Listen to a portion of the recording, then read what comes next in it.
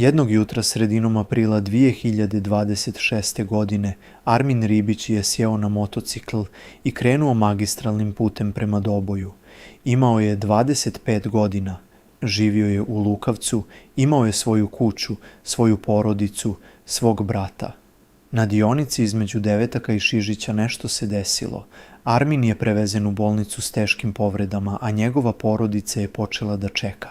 I čekali su, i nadali se, i molili se 14 dana. A onda je stigao 30. april. Do danas, ni porodica ni javnost ne znaju ko je vozio bijelo auto koje je učestvovalo u nesreći.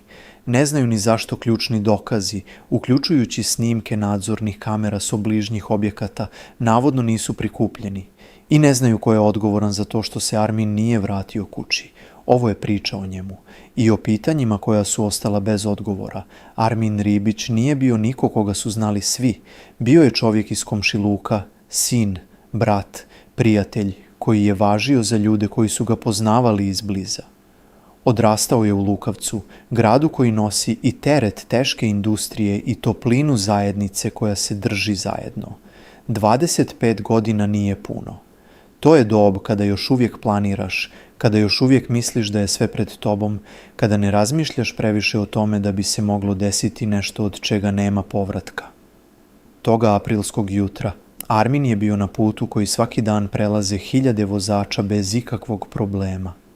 Na magistralnom pravcu Tuzla-Doboj, između Devetaka i Šižića, nešto je pošlo po krivu. Sudar je bio težak.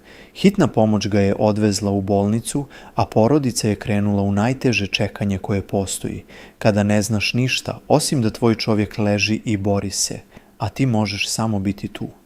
Porodica Ribić provela je 14 dana između nade i straha.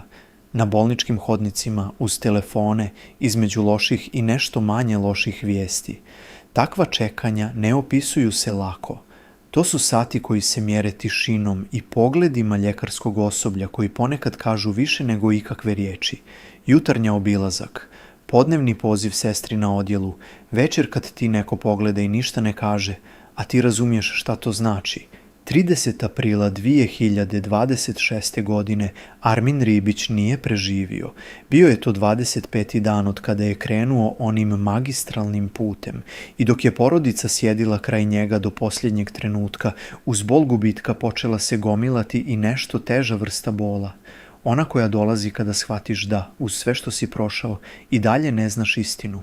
Arminov brat je progovorio javno, rekavši ono što porodica nosi od dana nesreće. Nakon 14 dana borbe, moj brat je preminuo, a mi i dalje ne znamo istinu o nesreći. Ne znamo ko je vozio bijelo auto, je li žena ili muškarac. Ko je kriv, ništa ne znamo. Nesreća je uključivala bijelo auto. Ko je sjedio za volanom tog vozila, zvanično do danas nije utvrđeno. Brat navodi i da nisu prikupljeni svi relevantni dokazi. Potencijalni videonadzor s obližnjih objekata koji je mogao rasvijetliti okolnosti nesreće prema navodima porodice nije uzet u obzir u istrazi.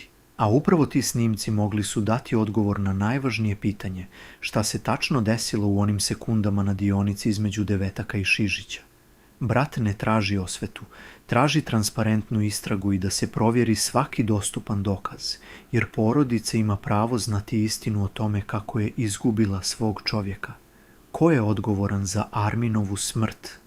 To pitanje ostaje otvoreno i porodica neće stati dok ne dobije odgovor.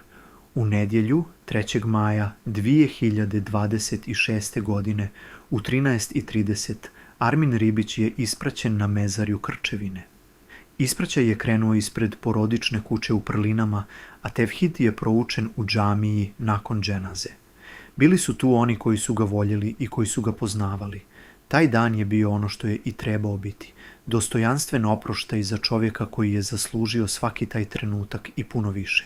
Ali ispraćaj ne donosi odgovore. Porodica se s mezarlja vratila s istim teretom s kojim je i otišla.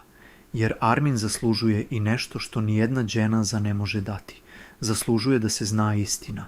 Na magistralnom putu Tuzla-Doboj svaki dan prolaze hiljade vozača. prolaze bez zastajanja, a da ne znaju da je na toj dionici između Devetaka i Šižića jedan aprilski jutro promijenilo jednu porodicu zauvijek. Armin Ribić imao je 25 godina, iz Lukavca je bio i nije se vratio kući, a iza njega je ostalo pitanje koje njegova porodica ponavlja svakog dana. Ko je vozio bijelo auto i zašto istraga još uvijek nema odgovor?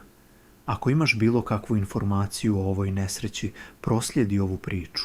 Možda dođe do nekoga ko može pomoći. A ta porodica zaslužuje istinu. Ako pratite priče poput ove, pretplatite se na kanal. Donosimo vijesti koje zaslužuju biti ispričane s dostojanstvom. Neka mu je laka zemlja.